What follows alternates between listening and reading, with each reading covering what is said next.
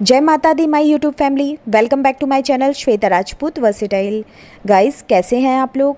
I hope सब लोग बहुत अच्छे होंगे। मैं भगवान से यही प्रे करूंगी। तो चलिए, आज मैं आपको बिना विलंब किए अवसान माता की कथा सुनाने जा रही हूँ। मैं 2 कथा सुनाऊंगी। इनमें से आपने कौन सी कथा सुनी है या फिर दोनों सुनी है, इसके अलावा भी कोई कथा सुनी है तो हमें कमेंट बॉक्स में कमेंट करके ज़रूर बताइएगा। तो चलिए, कहानी स्टार्ट करते हैं। एक गाँव में एक सास और बहू रहती थी। बहू अपनी सास पर बहुत गुस्सा करती थी क्योंकि सास बूढ़ी होने के कारण कोई काम नहीं कर पाती थी। सास और बहू में रोज कलह होती थी। बहू हमेशा सास को ताने देते हुए कहती थी, अम्मा, आपसे कोई काम नहीं होता है, दिन भर घर में बेकार ही बैठी रहती हो। बहू के ताने सुनकर लाचार सास कोई जवाब नहीं दे पाती थी। एक दिन बहू ने कहा, अम्मा, आप दिन भर खाली नहीं बैठी रह सकती हो, आपको घर का कुछ काम तो करना ही पड़ेगा।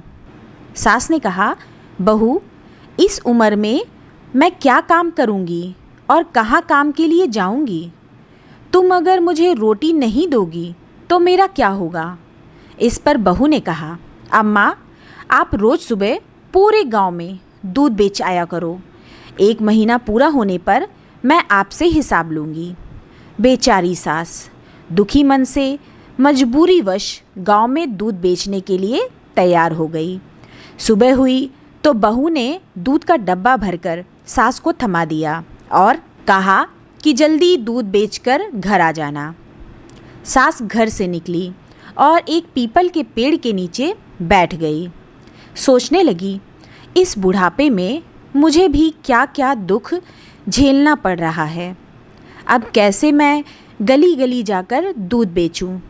इतना सोचते सोचते 2-3 घंटे बीत गए। इसके बाद सास ने मन में विचार करते हुए दूध को उसी पेड़ के नीचे डालने का निर्णय लिया। सारा दूध वहीं उड़ेलकर सास घर लौट गई।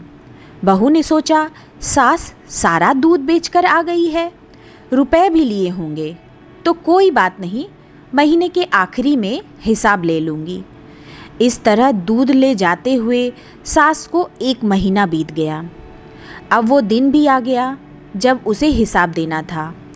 वो दूध लेकर गई और पेड़ के नीचे बैठकर रोने लगी और कहने लगी, अब मैं क्या करूं? आज बहू को दूध का हिसाब कैसे दूंगी? दूध तो मैंने बेचा ही नहीं, तो रुपया कहाँ से लाऊंगी? वहाँ से गुजर रही अवसान मैया ने बुढ़िया के रोने की आवाज़ सुनी। मैया बुढ़िया के पास पहुँची और रोने का कारण पूछा। बुढ़िया ने मैया से कहा, मेरी बहू मेरे साथ अच्छा व्यवहार नहीं करती है। मुझे कहती है कि घर में कुछ काम किया करो और रोज़ मुझे पूरे गांव के लिए दूध बेचने को दे देती है। मुझसे ठीक से चला भी नहीं जाता, घुटने दर्द करते हैं, इसलिए मैं रोज़ दूध इस पीपल के पेड़ के नीचे डाल देती थी और बहू से कह देती थी कि सारा दूध बेच दिया। आज मुझे बहू को महीने भर के दूध का हिसाब देना है। मैंने हिसाब नहीं दिया तो वो मुझे घर से निकाल देगी। अवसान माता को बुढ़िया पर दया आ गई।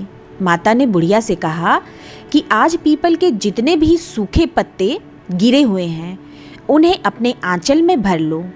घर जाकर इन पत्तों को अपनी बहू के आंचल में डाल देना। इस पर बुढ़िया ने आश्चर्य से अवसान माता से पूछा, अरे, क्या इससे मेरा दुख दूर हो जाएगा? माता ने कहा, हाँ, ज़रूर हो जाएगा, और जब दुख दूर हो जाए तो अवसान माता की पूजा करना मत भूलना। बुढ़िया ने अवसान माता की बातें सुनकर आंचल में पीपल के सूखे पत्ते समेटकर अपने घर लौट गई। सास जैसे ही भरे आंचल के साथ घर पहुंची, बहू अत्यधिक खुश हो गई। बहू ने पूछा, क्या बात है अम्मा, आज तो आप पूरा हिसाब लेकर आई हो, बहुत सारा पैसा रुपया मिला है आपको। सास बोली, हाँ बेटा, ऐसा ही समझो, तुम अपना आंचल फैलाओ, मैं उसमें सब डाल देती हूँ। बहू ने अपना आंचल फैला दिया, लेकिन ये क्या, उसका आंचल तो रुपयों और जेवरों से भरा हुआ था। बुढ़िया को भी समझ आ गया कि ये सब अवसान माता की कृपा है। बहू सास से जोर देकर पूछने लगी कि उसे इतना धन कैसे मिला। सास सीधी सरल महिला थी। उसने बहू को सारी कहानी सुना दी। लालची बहू ने सास से कहा कि मैं भी वैसा ही करूँगी जैसा आपने किया है। हो सकता है अवसान माता मुझे भी इसी तरह बहुत सारा धन दे दे। बहू भी अब रोज दूध लेकर जाती और पीपल के पेड़ के नीचे चढ़ा कर आती। महीने के आखिरी दिन बहू पेड़ के नीचे दूध चढ़ाकर रोने लगी। उसके रोने की आवाज़ सुनकर अवसान माता प्रकट हुई और बहू से पूछने लगी, क्या हुआ, तुम क्यों रो रही हो? बहू ने कहा, मेरी सास मुझे बहुत परेशान करती है। कहती है दूध बेचकर रुपया लेकर आओ, तभी तुम्हें इस घर में रहने को मिलेगा। मैं तो रोज दूध यहाँ चढ़ा देती थी। आज मुझे सास को महीने का हिसाब देना है। इतने रुपए मैं कहाँ से लाऊं? अवसान माता ने बहू से कहा कि वो पीपल के सूखे पत्ते अपने आंचल में समेट कर ले जाए और आंगन में डाल दे। बहू ने खुशी खुशी ढेर सारे सूखे पत्ते अपने आंचल में भर लिए। लेकिन ये क्या, जैसे ही बहू ने सूखे पत्ते आंगन में डाले, वे सब सांप बिच्छू में बदल गए और उसे काटने दौड़ पड़े।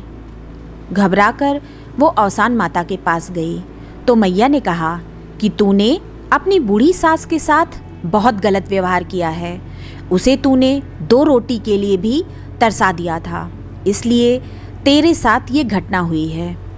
बहू अवसान माता के चरणों में गिरकर माफ़ी मांगने लगी।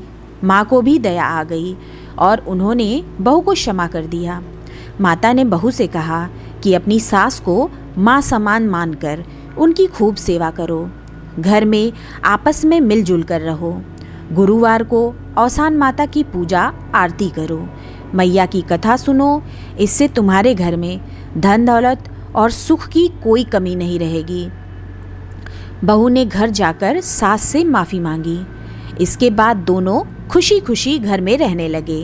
गुरुवार को उन्होंने पूरे विधि विधान से माता का आवाहन कर उनकी पूजन की। जिस प्रकार अवसान माता आपने बूढ़ी सास को सहारा दिया और घर में सुख शांति समृद्धि दी, वैसे ही हम सब पर अपनी कृपा बनाए रखना। अवसान माता की जय। चलिए अब हम अवसान माता की दूसरी कहानी सुनते हैं। ये जो कहानी है अमीर जेठानी और गरीब देवरानी की है। तो इसमें जो देवरानी रहती है वो बेचारी बहुत गरीब रहती है। तो एक दिन अपनी जेठानी से कहती है कि दीदी, हमारे लिए कोई काम ढूंढ देती तो बहुत अच्छा होता। तो जेठानी कहने लगी, अब हम तुम्हारे लिए काम कहाँ ढूंढेंगे? तुम हमारे घर ही आया करो और हमारा सारा काम कर दिया करो और हम तुम्हें कुछ दे दिया करेंगे। तो देवरानी कहने लगी, ठीक ठीक दीदी, कल से हम आएंगे। अब कल से वो आने लगी और आकर सारा काम घर का करती और जब जाने लगती तो जेठानी घर का बचा हुआ सारा खाना बटोर कर देवरानी को दे देती। जब देवरानी घर देकर गए तो बच्चे छीनने लगे। कहे कि क्या दी है बड़ी मम्मी? तो सब देखें और वो भी बच्चों को बहुत अच्छा लगा क्योंकि गरीबी थी। तो इसी तरह से देवरानी हर रोज़ जाती और कुछ ना कुछ बच्चों के लिए लेकर आती थी। अब जेठानी के मन में एक दिन अवसान माता की पूजा करने का विचार हुआ। तो वो देवरानी से कही कि कल तुम जल्दी आ जाना और चौका बर्तन करके जल्दी चली जाना। इसके बाद इधर जेठानी अपने पड़ोस में जाकर औरतों को निमंत्रण दे दी। अब सुबह हुई और देवरानी जल्दी आकर सारा काम की और फिर जेठानी ने कहा, अगर सारा काम हो गया हो तो अब आप जाओ। तो देवरानी वापस घर चली आई। अब जेठानी के घर बहुत विधि विधान से अवसान माता की पूजा सामग्री लेकर पूजा हुई। अवसान माता की कहानी और उसके साथ साथ अवसान माता के गीत और फिर अंत में अवसान माता की आरती हुई। अब कुछ दिनों के बाद ये बात देवरानी के बच्चों को पता चली तो वो माँ से पूछने लगे कि बड़ी माँ ने आपको क्यों नहीं बुलाया था? तो देवरानी कहने लगी कि बेटा वो बड़े लोग हैं, बड़े लोगों को बुलाएंगे कि हम जैसे गरीब लोगों को बुलाएंगे।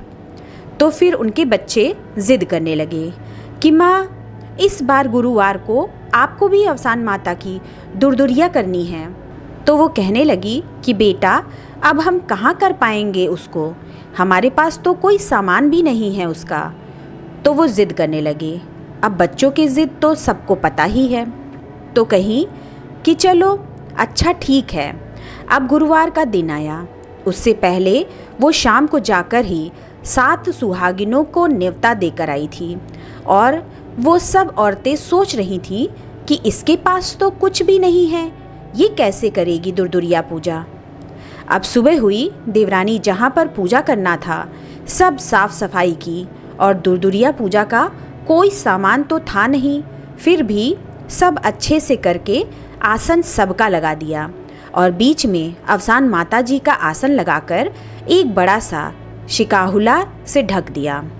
अब कुछ देर बाद जब सारी सुहागिन आई तो वो सभी को माता जी के पास बैठ जाने को कहा और कहा कि दीदी आप लोग पूजा की तैयारी करिए, हम कुछ बना रहे हैं, आ रहे हैं। अब वो तो जान ही रही थी कि वहाँ पर कुछ नहीं है।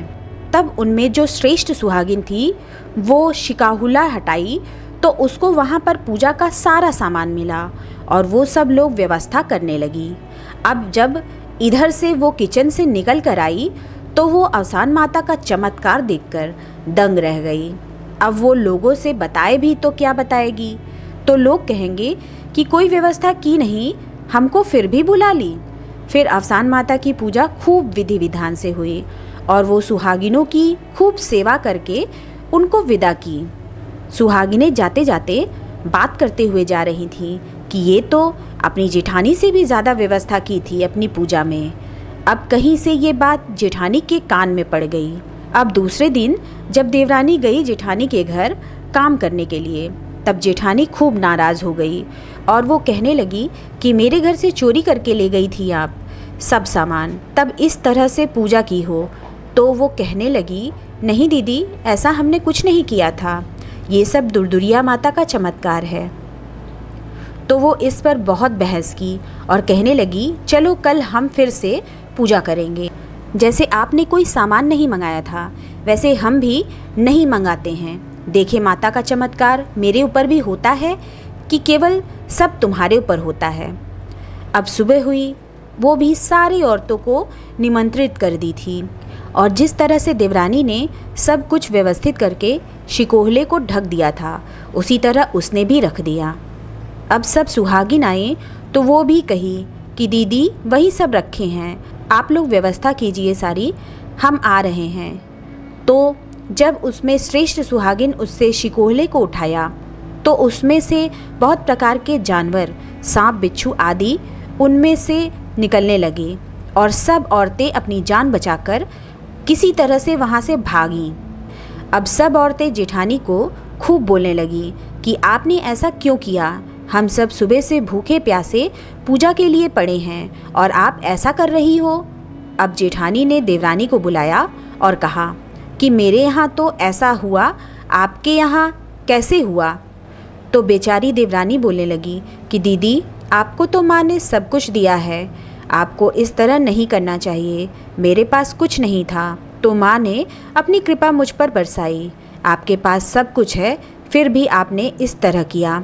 अब दीदी आपको माता जी से माफ़ी मांगनी चाहिए और फिर से कहना चाहिए कि माँ हमको क्षमा कर दीजिए। तो ये थी दूसरी कहानी।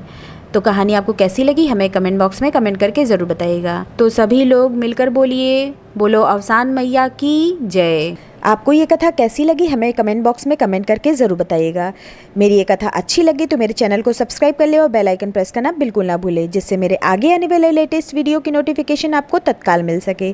मेरे वीडियो को लाइक एंड कॉमेंट्स भी करें। मेरे वीडियो को अपने फेसबुक, व्हाट्सएप, इंस्टाग्राम पर रिश्तेदारों को, अपने पड़ोसियों अड़ोसियों को, माता पिता सभी लोगों को जिसको आप जानते हैं आप शेयर करना बिल्कुल मत भूलिएगा। तो चलिए मिलते हैं नेक्स्ट वीडियो में, तब तक के लिए जय माता दी।